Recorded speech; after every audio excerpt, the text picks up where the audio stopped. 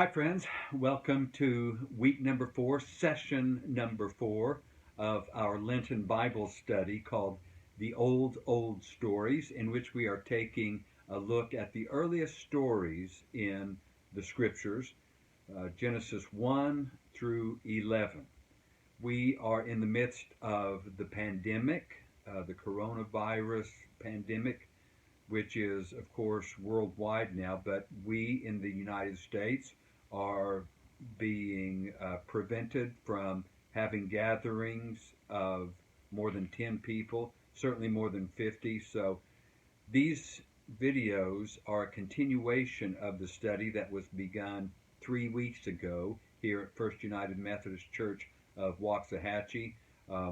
And although I miss seeing the almost 100 of you that signed up and were a part of the first 2 weeks of this series, I'm grateful that I can come to you in this manner through video, and these will be online for the sake of anyone who might be interested or helped by them in the future.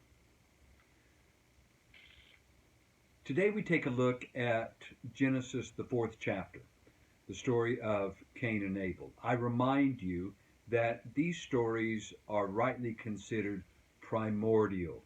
They are prehistoric. They are profoundly deep. And I've discovered that the way one learns to read, interpret, and understand these earliest stories has a great deal to do with how a person reads, interprets, and understands the rest of the Bible. Because these are special stories in terms of their depth and their profundity, in terms of what they mean to tell and how they tell it, and they are so beautiful. They use such an economy of words, and yet they say so much. And of course, they imply even more. These are amazing stories. These old stories, and indeed the whole of Scripture in a way, but especially these earliest stories, are what we would call generative rather than reductionistic. Now, I've just used a couple of terms that none of us uses very often in common parlance. So let me tell you what I mean. Those two terms, generative or reductionistic. Some people read the scriptures and these early stories as well as if they mean only one thing. They are literal fact.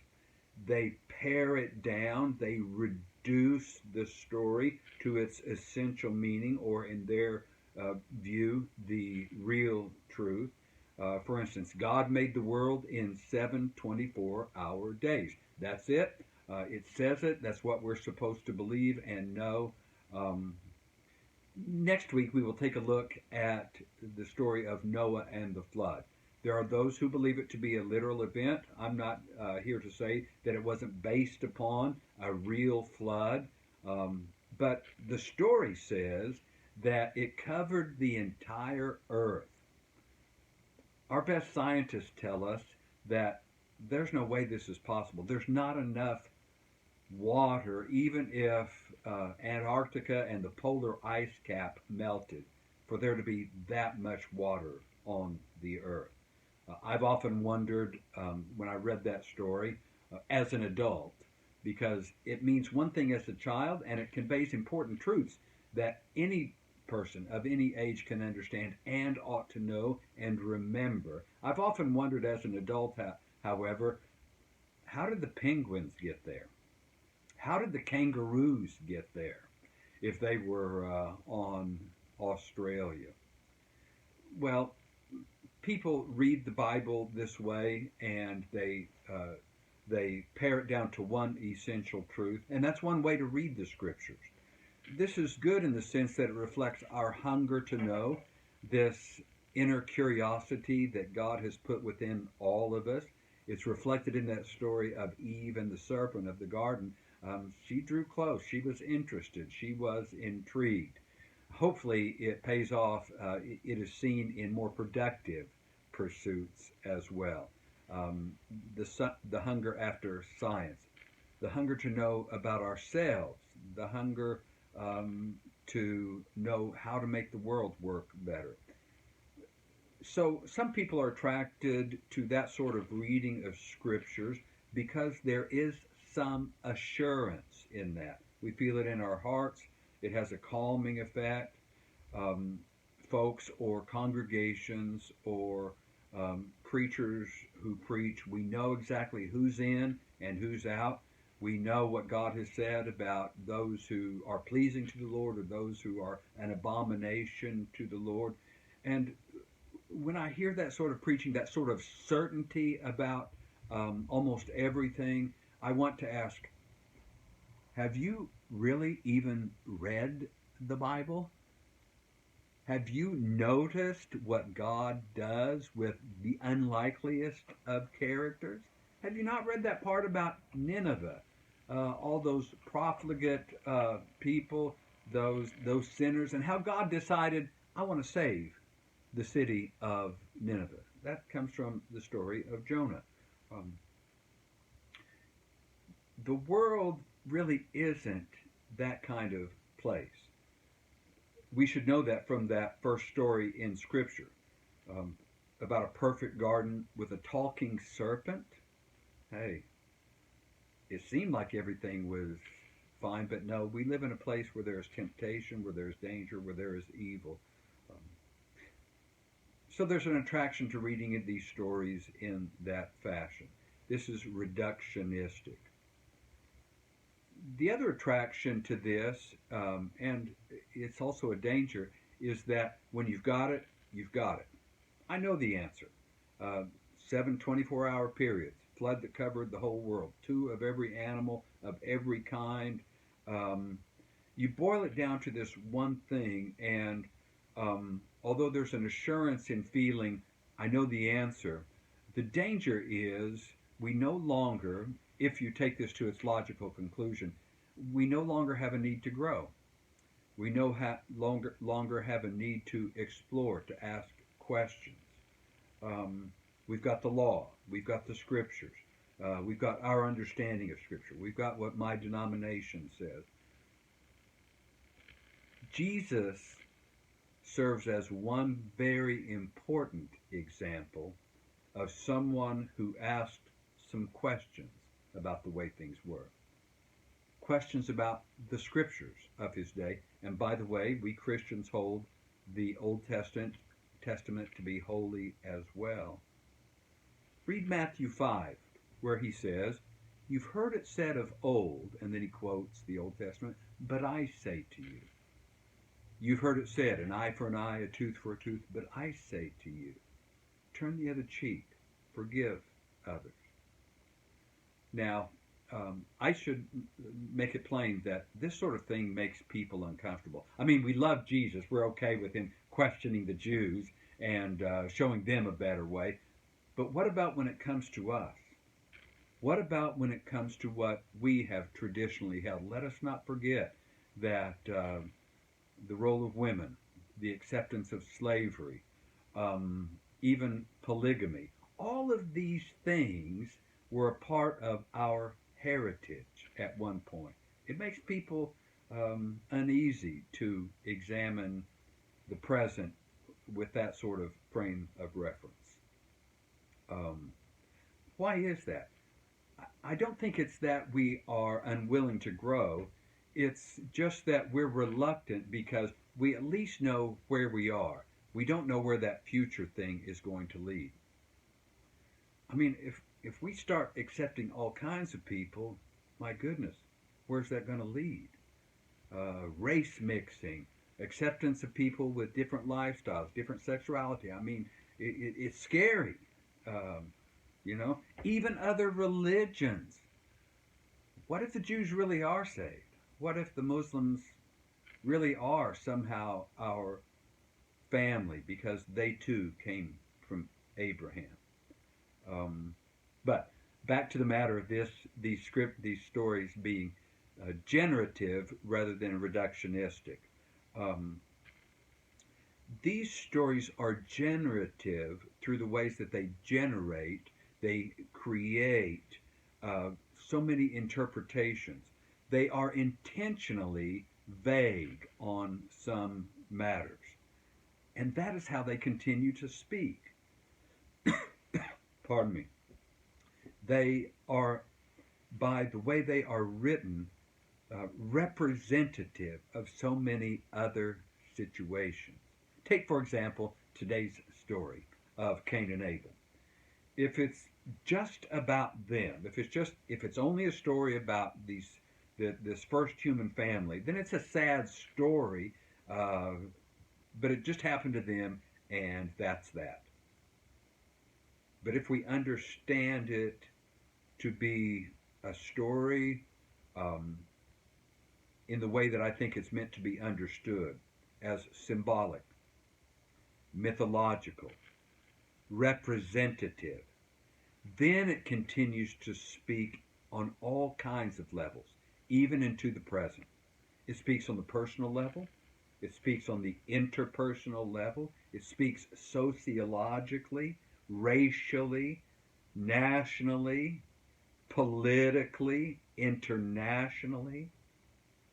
Now, if that's true, and I think it is about this story and the others as well, then you have got to appreciate the beauty and the power of these stories. That in just a few verses, so much can um, can come forth, not only in the past, but in the present and the future. If you were to read the story of Cain and Abel from Genesis 4, it only takes about 1 minute to read it out loud.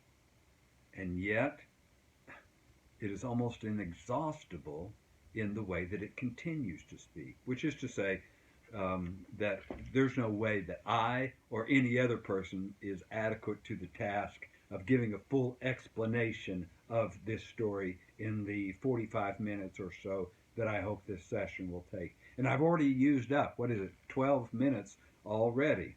So that's the downside. We're not going to figure it all out. But the upside is that we can continue to keep coming back to the story time and time and time again, seeking to plumb the depths of its wisdom, its warnings, its insight into the human condition.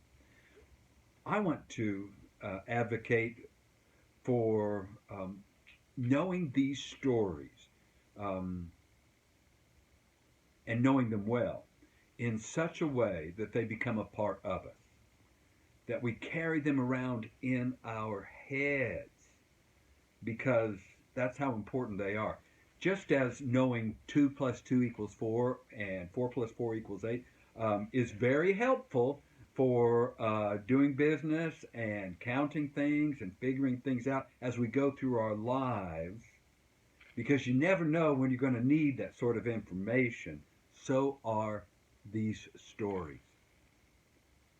If we can know them, make them a part of our being and our consciousness in that way, then we are able to bring their wisdom to so many circumstances, so many situations. The story begins after Adam and Eve have been chased out of the Garden of Eden. Some scholars have commented and remarked that, in a way, it's Cain and Abel who are really the first humans, in the sense that they are the first fully human beings, having been born in the natural way that human beings are born. They were not made by God from the ground, made as adults. They grew up. So that's an interesting thing to think about it. And if you ascribe to the interpretation that the story of Adam and Eve is a story about the birth of human consciousness, then this episode of Cain and Abel then becomes a story about the first humans after that archetypal or mythological period had ended. These boys, we assume that they are boys, maybe they were full-grown men when this happened, we are not told, are fully human. They are awake, they are self-conscious, they are covered. The story means to say this is what human life is like. And it sort of fits, because there's no more garden just walking around eating fruit all day long. These two work. We are told about their occupations. More about that later. Um, a moment ago, I used the term we in talking about we being self-conscious, covered. That just helps remind me that it probably needs to be said again and repeatedly that these are not just stories about long ago people. These are stories about us. These are stories about every human being ever since. So, what are these siblings in the first family like? They are hostile. Um, we'll get to exploring some of the reasons that is the case in a minute, but let's just notice there's hostility here. Nothing about the good times they shared when they were young, out playing, exploring the creek. Nothing about these wonderful family vacations that they have and they had so much fun on. We are told that there is some enmity between them. One of them is a shepherd, the other is a tiller of the ground, as it says. Some of our some scholars point to the fact that perhaps this story, this portion of the story, has its origins in other ancient traditions about the age-old struggle between farmers and herdsmen. This has been going on a long time. If you're familiar with, what was it? I think it was a Rodgers and Hammerstein production, the Broadway play Oklahoma. That's what it's about. It's about the settling of the frontier and how these people were at each other's throats because of their different interests. And they've got this song, "Oh, the farmer and the cowman should be friends."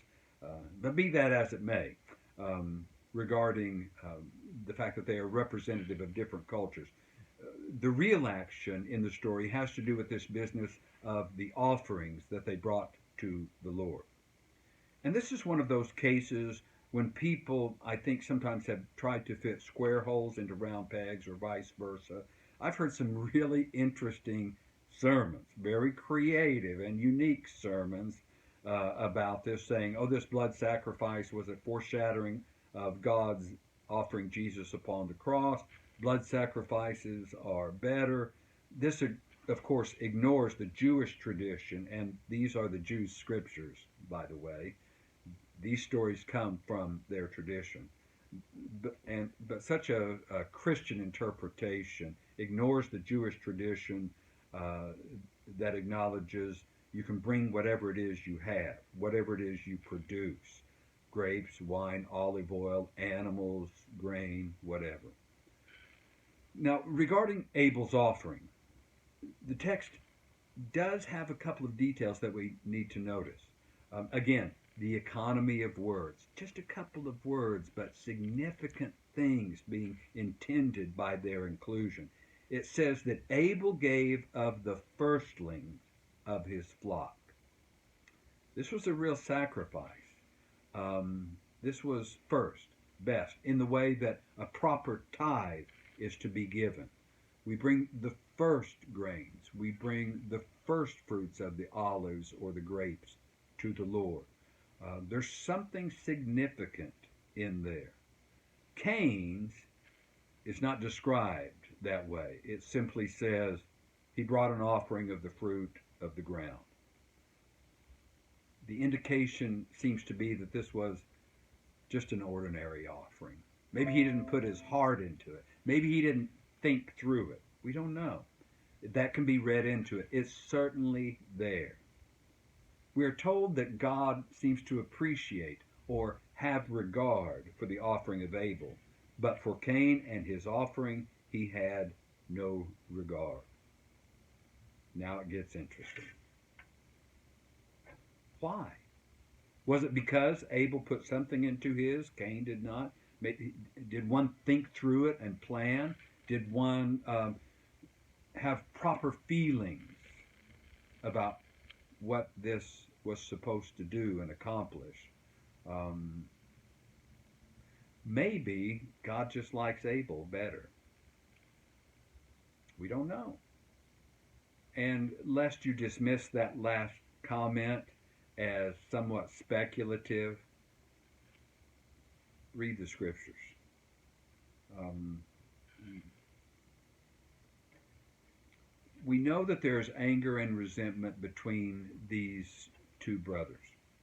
And there's such psychological insight here. You might look into or check for further information Jordan B. Peterson's podcast on this subject. Um, I like Peterson. He's he's not always the best theologian, but he brings such a breadth of knowledge, anthropological, sociological, historical, psychological. He's really good at that stuff. But this is just one story in the Bible about sibling rivalry and jealousy. It's a theme. And at this moment, it occurs to me that I probably ought to underscore that. It happens generation to generation to generation. It happens in this family and in that family. It's somehow prevalent in the human family.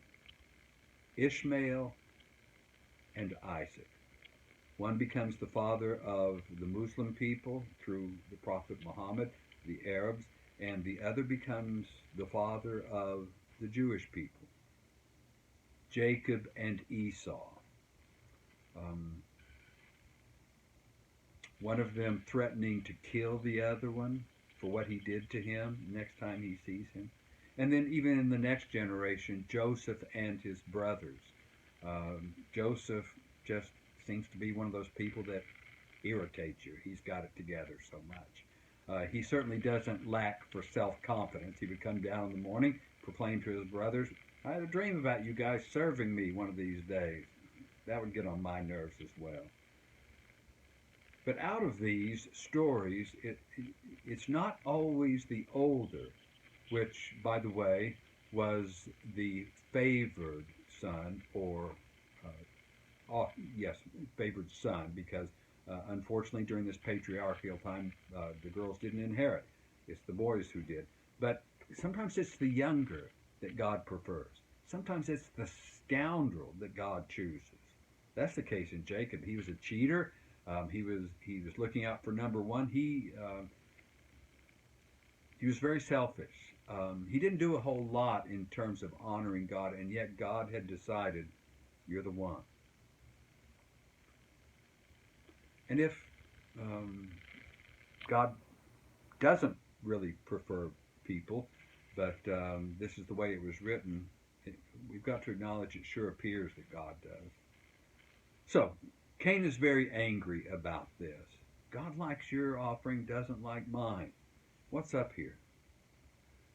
Well, now we get to the level at which there are some psychological and relational issues that maybe this story speaks to. When someone else succeeds, how do we handle that? When even our blood kin get an award, how do we feel about that when we don't get the award? When some nations are more fortunate and seem more blessed while others suffer, is there resentment from the nation that suffers? There are some really interesting statements which come next. The Lord said to Cain, why are you angry, and why has your countenance fallen? If you do well, will you not be accepted? Peterson, in his writings on this and his podcast, because he's a psychologist and has clients and this sort of thing and has a long history, he makes a lot of that business about why has your countenance fallen. It's not just the thing that happens, it's how it affects us. And some people, when things happen to them, their countenance falls. They become angry. They become resentful. They become depressed. We've got some strange tension that comes into the story now because we believe, we Christians especially, well, I shouldn't say that. That's a pejorative term. Jews believe in the God of grace as much as we do. Um, though, if you read the scriptures carefully, you'll see that God is described as forgiving and filled with grace in the Hebrew scriptures as well. I'm afraid that I, along with most others, have inherited a little bit of this assumption that God changed between the testaments, or that God used to be really angry, and then after Jesus, God became nice, or the Jews really misunderstood. They only saw one side of God. That's not really so. But we believe that God is a God of forgiveness and grace. The question, though, is, do we not have some part to play in pleasing God? No, we don't earn our way to heaven. No, this is not works righteousness. But it is fact, I think. There are some things that happen in the world that are beyond our control, but we humans have been given a great deal of power. God asks Cain, if you do well, will you not be accepted? If you straighten up, will things not change for you? If you've got a better attitude, if you can see things, if you can be a little bit more responsible, I'll notice that. I don't want to pick on anyone. Every time a preacher, I hope, I know it's true for me, anytime a preacher preaches against sin, and especially a particular sin, you feel this tension. I'm called to speak out about this, but there's these people out there that may be struggling with that. I don't think God intends people to be divorced. I've got divorced people in my congregation. How do you balance that tension? I don't want to pick on anyone, so let me just declare what I'm thinking most of us know to be true. People have sex outside of marriage. Physical lust and passion are difficult to control. That having been said, we know that the quickest way into poverty, especially for young women, is to have a baby outside of wedlock. All of a sudden, because of this behavior or this thing, the odds become stacked against you. God doesn't love you any less. I'm not saying that. And it doesn't always happen. There are these heroic examples of people that have dealt with that, with having a baby out of wedlock and being a single mom. Just as there are heroic examples of people overcoming lots of situations where the deck was sort of stacked against them. But the odds are against you. So there's this sense in which some responsibility is on the person. God is saying, look, okay, I see what's going on here, but if you get it together, it'll be okay. If you will do well, will you not be accepted? Do the right thing, and the odds go up that you'll go to college or have a car or have some money in the bank to be able to care for this baby when you decide to have one. And the same is true for all kinds of other situations. Divorce rates are not great, but have you seen the statistics on those who seek to be a family without marriage, without some kind of commitment or legal binding?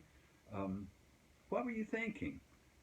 If you do the right thing, if you follow ancient wisdom, if you do the thing that that tradition, experience, collective wisdom have shown us works out to the good, don't you think things will get better for you? And especially for those of us who are people of faith, look, there's some instructions here in the Bible. There are some teachings of the church.